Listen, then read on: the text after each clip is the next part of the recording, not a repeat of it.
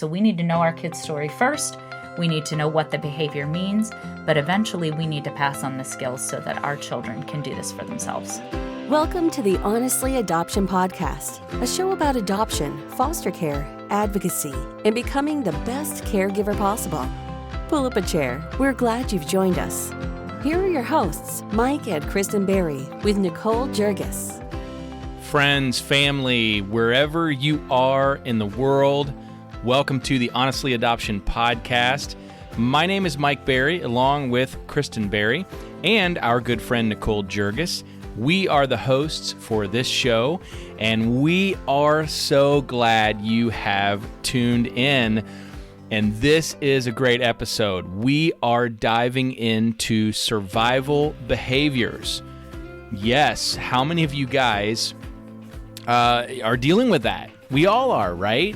If you have been on the foster adoption journey for any length of time, you have probably witnessed survival behaviors in your children, from your children, and that is simply because they are trying to get unmet needs met. That's how they do that. And we're going to dive deep into this topic and unpack it a little bit and give you some helpful strategies to navigating these tricky waters, because it's frustrating. It's hard to deal with these types of behaviors, and sometimes it just doesn't make sense. We're going to help you work layer by layer through this. It's a great discussion. You're going to love it.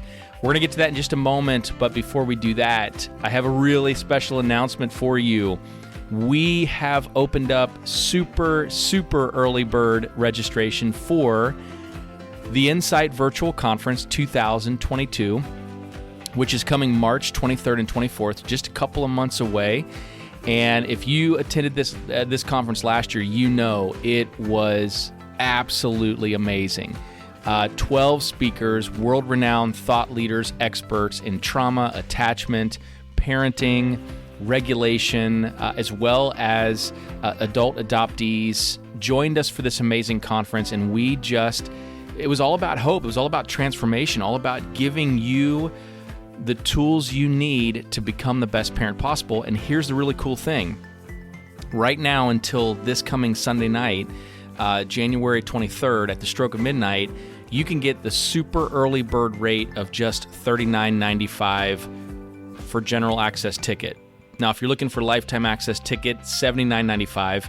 And if you are a professional in need of continuing education, it's just $49.95. But at the stroke of midnight this coming Sunday, January 23rd, we are raising those prices. It's going to increase by $10, and then we're going to open it up to the public.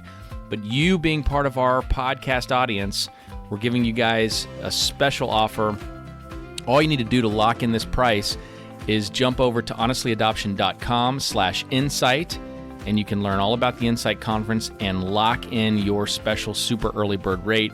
You guys, we are excited for this conference. Dr. Laura Anderson, Lisa Qualls, Melissa Corkum, Galen Elmore, myself and Kristin, along with Jeff Noble, Deborah Gray, Justin and Alexis Black are going to be joining us for this conference.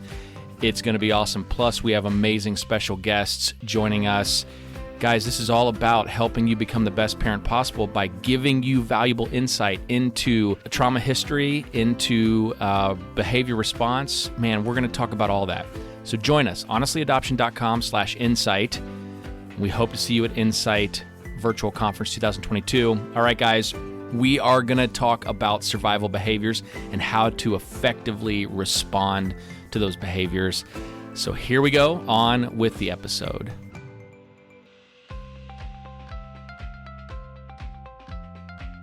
Yeah, our kids are constantly in a state of survival. I think anyone would know, if you're a foster parent, our kids are coming from some sort of trauma. If your child is adopted, there's some trauma in that, even from birth. And so we have some behaviors, and instead of looking at things as being disobedient or maladaptive behaviors, like why do they have those maladaptive behaviors? Why are they being disobedient? Yeah. And this time we're talking about survival. That's a good, you say the why. I think that's a good place to start. Like, some people may be listening and thinking, okay, what do you mean by survival behaviors? What are we talking about when we talk about survival? Right. Well, I think we have to back up just a little and say, why is it that these questions come up for us so often? It comes up because we have children who may have difficulty riding in a car, who may have difficulty Going to school, food hoarding, who may have difficulty at the local park. We may be getting phone calls from school where a teacher's saying, your kid is out of control. Your kid is in the principal's office again. And so our kids can kind of carry with them this disobedient reputation. And so when we're talking about through this whole series, we're going to talk about disobedient or something else, disobedient or survival. So when our kid is having some of these behaviors, we need to step back and say, is my child disobedient? Or is this, in this episode, a survival behavior? So where does this come from? Survival behavior comes from our need to survive. It's that basic brain stem that we all are born with. It's the first thing we learn is how to keep ourselves alive. What do we do to survive? We breathe. We eat. We get enough to drink. We stay out of dangerous situations. So let's say we're drowning. What are we going to do? We are going to claw our way back up to oxygen. It's not going to matter what's in the way. We're just going to get to where we can get a breath. Is that disobedient? No, we're trying to survive. Yeah. If we're in a car accident, you'll hear these stories about, a mom or a dad who leaps out of the burning car, unbuckles all of the children, calls 911 with their extra hand, lifts the car off of someone. Yeah. How does this happen? This is our desire to survive. It's built within us. And we all have it. And in that moment where we're surviving, let's say we bust out a window to escape to safety. Are we being disobedient by breaking a window? Absolutely not. It is our desire to survive. So what are we looking at when we see some behavior that looks disobedient with our children? Right. Exactly. They're in that fight, flight, or freeze mode. Right. And when you learn about brain development, and we've talked a lot about that on different shows, and it's something, if you haven't learned about it, learn about it. And you'll learn about that brain stem, and that's where our kids are. And it helps understand what's going on and how to help them cope and how to bring that behavior down. Right. So when they're in the survival brain, they're not able to think logically. Go back to the jumping out of a burning car idea. Do we, in the middle of jumping out of a burning car, do we talk with people politely? Do we use all of our skills? No. Do we stop and brush our teeth and remember to put our shoes on? No. You're just surviving. Yeah. So what do some of these things look like when we're in the survival brain? What are some of the things that we'll notice with our kids? Well, if we're thinking about our kids, we see a lot of what I would say panicky behavior. A lot of erratic behavior, jumping from one thing to the other. If you have the child who comes in, we have a child who comes in, and he may have had a 5-course meal, but he comes in and he's throwing the cabinets open, and just looking. In fact, a couple of months ago, or about a month ago, this really broke my heart.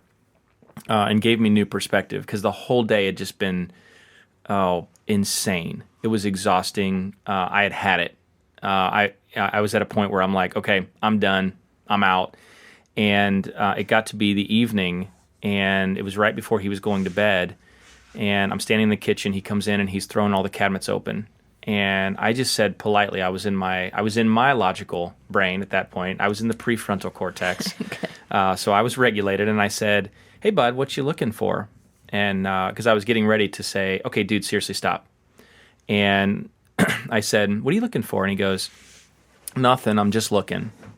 And he turns around and he said, do you know that I do that sometimes? And I said, what do you mean? And he goes, sometimes I just come in and I just look. I just open the cabinets and I look. And I said, oh, yeah, well, why is that? And he goes, because sometimes I'm afraid that there's not going to be anything in there. And he said, sometimes I wake up in the middle of the night and I'm worried that we're not going to have enough. And his trauma history is that he was malnourished. Right. So even now, he's been with us 15 years. I was going to say, this is not a kid who just moved in. No, right. And that's important for parents to hear, because we have a lot of parents that'll say, but this child has been with me for 20 years, for 10 years. But trauma history stays with your child. I don't think they ever fully get past their trauma history. They just learn to cope. We hope they learn to cope. Right. We hope they learn to cope. But, when he said that, it broke my heart, and it for me, it brought it into perspective that oftentimes he'll just shift into survival brain, and he can't help it. Because I used to think, seriously, knock that off. You've always been fed here. We always feed you. We always have food. Yeah. Yeah, and that response, and I think the response is important too for parents to understand that you cannot get to a point where with the survival brain, you cannot. It's hard to not do, but you cannot react to your child as if it's bad behavior. That's really hard to do. You have to stop and take a step back and say, okay, where is this coming from? We have a child, and I say fortunately, but I don't mean it like that. What I mean is that fortunately, we know that he shifts into survival brain, and you guys have a child, Nicole, you guys have a child like this too. They shift into survival brain often, so it's easy for us to say, okay, they're into survival mode now. But there are some parents who have a child who it may be once a week, twice a week. Well, and some of them are subtler. Food we can kind of understand, and that has always been an issue with my child. He was 2 months when he was removed, and he's lived with us. He's now 11, so that has remained. But that is easier to see and understand. Right. Yeah.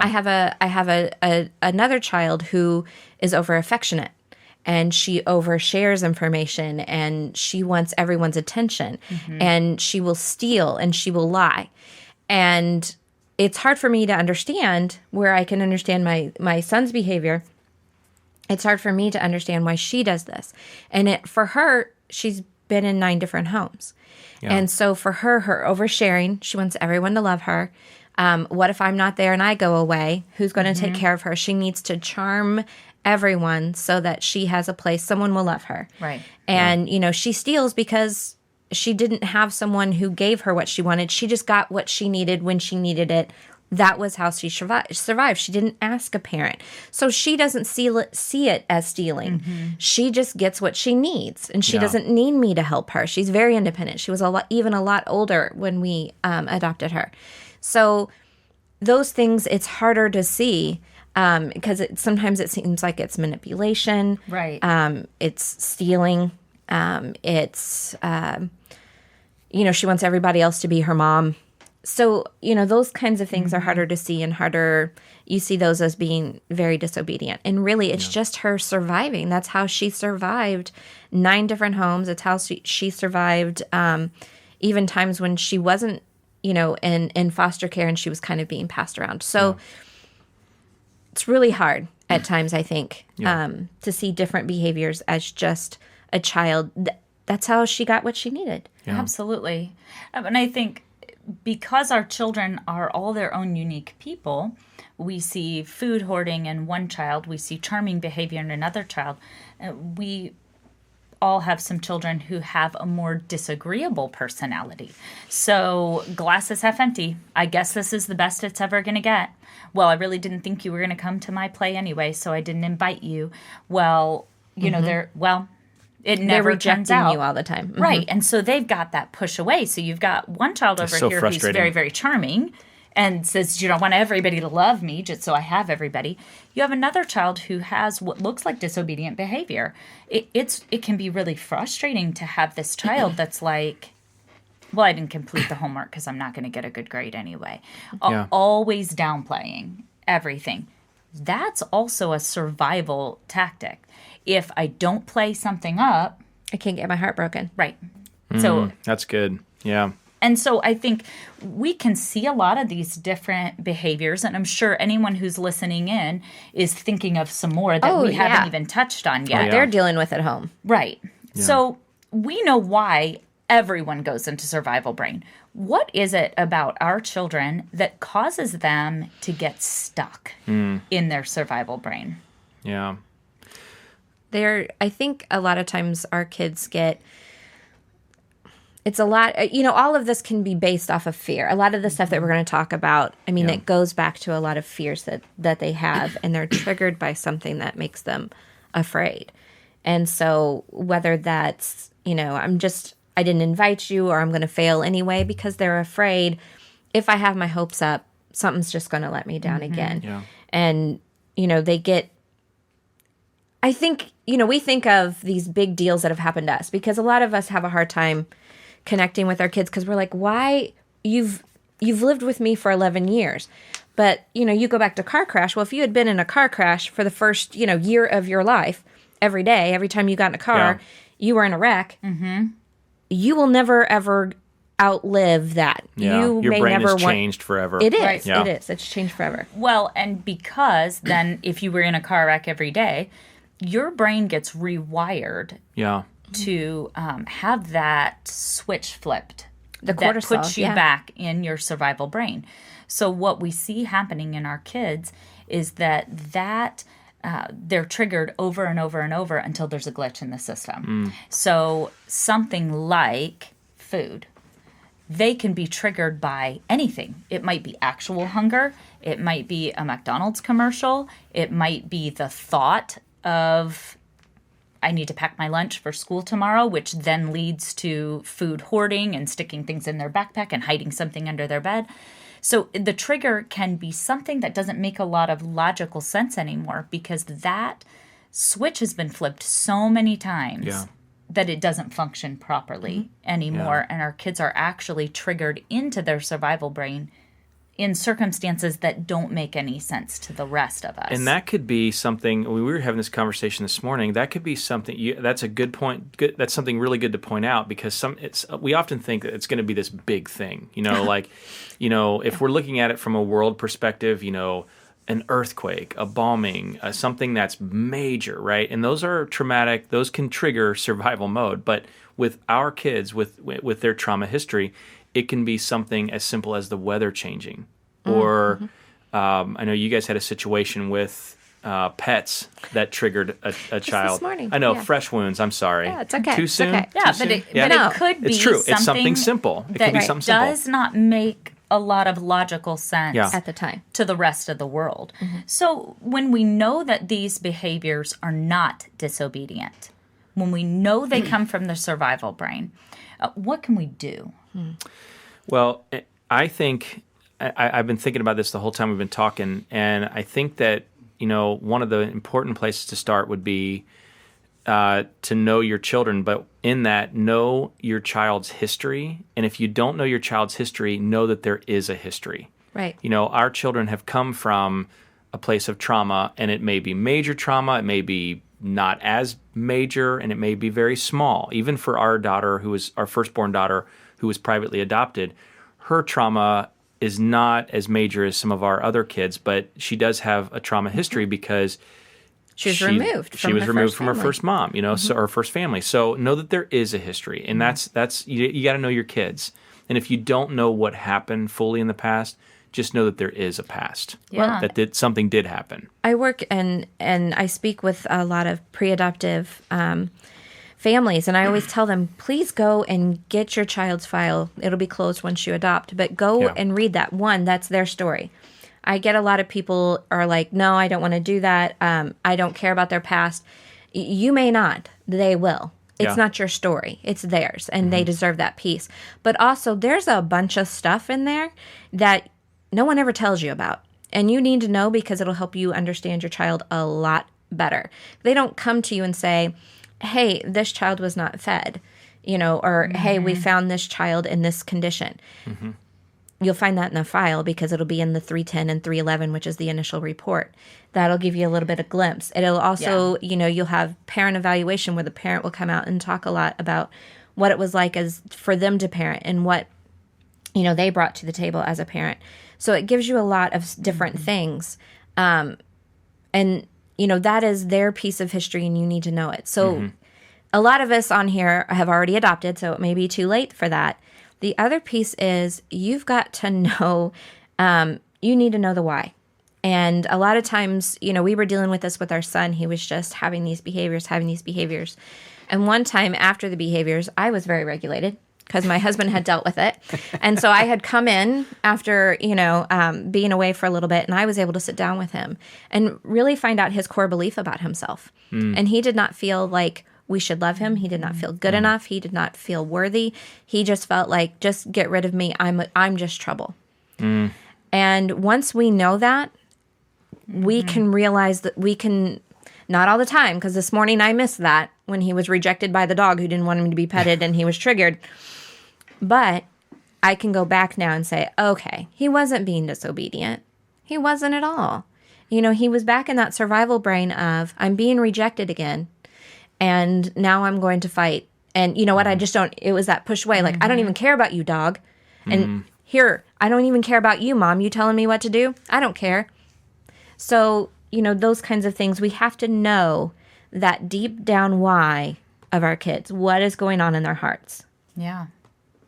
And once we know that, then we are the first to take the steps toward regulating with our children. And so before when we see this behavior and we know in our minds something happened, maybe we know exactly what happened, so we see the behavior, we know the history, then we can participate in regulating, and that's called co-regulating. So our children may not have the ability to regulate themselves. Right. And so this behavior is coming out. This is a warning sign. This is communication letting us know something is going on with me right now. But they can't cycle back around to get themselves to a regulated state. So we can step in and co-regulate. Now, once we are in that place of co-regulating, what we're doing is we're creating safety. This is going to take time. So when we see these behaviors, we know they come from a place of survival. We can then, let's just go back to food. That's an easy one. Yeah. So we can create safety around food and know that this may always be a trigger for our children. This may be a trigger till they're 100 years old. But we can do our very best to step in and say something like, hey, come on, let's look in the cabinet. There's plenty of food. Look, I've set aside a snack for you. Which would you like, a banana or an orange? So we're actually stepping in and walking through that behavior and that emotion surrounding food or whatever the need for survival is. Next, we want to address the need first and then the behavior. Which is really hard if you're not regulated. That's what I was going to say. Yeah. Because that's what I did wrong today. Yeah. I went after the behavior. Yeah. And I didn't address his need. And I was not regulated. I knew that. He triggered me. Yeah. And so there I was unregulated. Now I'm like in his face yelling, and he's like, whoa. Yeah. Which and doesn't so, help. As you know, we all know this. It just escalates the situation. It sure did. But you bring up a really good point, and we often teach this with parents that you have got. We are a thermostat with our kids. We can our reaction, our tone, our overreaction that can change the temperature of the room, which is really hard to do. It's hard when we talk about regulation for ourselves. That is not an easy thing because we are emotionally tied to this. Yes. Even if as much as we can equip ourselves, like, I need to step out of this, remember the history, remember that this is not about me, that there's something bigger going on. Listen, easier said than done a lot of times. I was busy. Right. I was and you're doing gonna make something mistakes. else, and Yeah. I didn't focus on what Right. he needed. And I was trying to ignore it. I thought that'll stop it, but he was watching me, and I could see him watching me Yeah. out of the corner of my eye. And instead of saying, "Hey, I know you're upset because you feel rejected by the dogs. Yeah. They love you. They just wanted to go eat." I should have said that instead of just ignoring the behavior, and he just continued to ramp it up. So I know a lot of times, like, with my children who didn't come from trauma, you were taught, ignore bad behavior. They just want your attention. Yeah. Sometimes that is not it. My son needed me to address his need, his survival there, and his why. Yeah. And I didn't. I ignored it, and I ramped it up. Yeah. So it was totally me missing all those cues, and it escalated that behavior. So tonight when he comes home, I'll sit down and we'll talk about it so that we don't have this the next time the dogs walk off and he's petting them. Which I know I don't want to get us too far off on another tangent, but you bring up something that's really, really important for parents to know. We said this, we shared this over social media last week. I think we talked about, listen, there are going to be days where you get this right. There are going to be days where you fail. Just know that. Even as equipped and trained and trauma informed as you can be, Yes. you're still human. So you're going to make mistakes. And when we make mistakes, it's important to do what you just said you're going to do. We still have an opportunity to make this right. And we still have an opportunity to build trust and to bring healing into the picture. And oftentimes I think we throw our hands up and think, well, I'm a terrible mom, I'm a terrible dad. But you're not. You are human. You can start again tomorrow. And a lot of this is fail, pick yourself back up, keep moving. It's not easy, but we're human. So it's going to happen, right? Right. And I think our last piece of advice is that healing happens in a regulated brain. And it's important to know that we are all human. So in the entire triad of adoption, first parents, second parents, child, we are all human. And so as we're addressing some of these behaviors and some of our understanding of a child's need to survive, for instance, we also are a human part of this equation. Yeah. And so the healing that is going to happen for our children, for us, that's going to happen in a regulated brain. Yeah. And so we can understand where our child is coming from. We can understand the history. We can begin to understand the behavior. We can have a plan for what to do. But we are also a human part of this equation. And so we need to get ourselves into a regulated brain as well. And so I like the idea that in all of this, we will also aid in the healing when we come back to our children and say, okay, I misunderstood what was happening this morning. I think it may have to do with this. Let's talk about it. And I think we didn't have a last one on our list, but we want to also teach our children this. Yeah. And in everything that we're learning, we know we also need to pass this information on to our kids because they're going to grow up to be adults who get triggered because of their past. They're going to have more past than we do. And I was triggered, I'm triggered by lying from my past. And so, that's what it was. I can't stand to be late. I don't know why. And I was thinking we're going to be late. And, I was having trouble regulating. I was triggered. You need to know yourself. You need to know yourself as a parent. Totally. You need to also prepare your children to know themselves as they begin to grow older. And again, food is an easy one. If you know that food is a trigger for you, then as you grow up, you are able to then regulate yourself. And then you've become an adult who says, I know I get triggered by food. I'm going to make sure I pack my lunch. I am going to look at my watch and know that lunch is coming. I'm going to check in my refrigerator and see. I'm going to that put there's plenty snacks of in my food. car so I don't arrive somewhere angry. Right, because we're co-regulating now. Yeah. But the thing about co-regulating is that our plan is to raise adults. Yeah. And so we are planning to pass this information along. So we need to know our kids' story first. We need to know what the behavior means, but eventually we need to pass on the skills so that our children can do this for themselves. Thank you for listening to the Honestly Adoption Podcast, a resource courtesy of the Honestly Adoption Company. To learn more about us, visit www.honestlyadoption.com.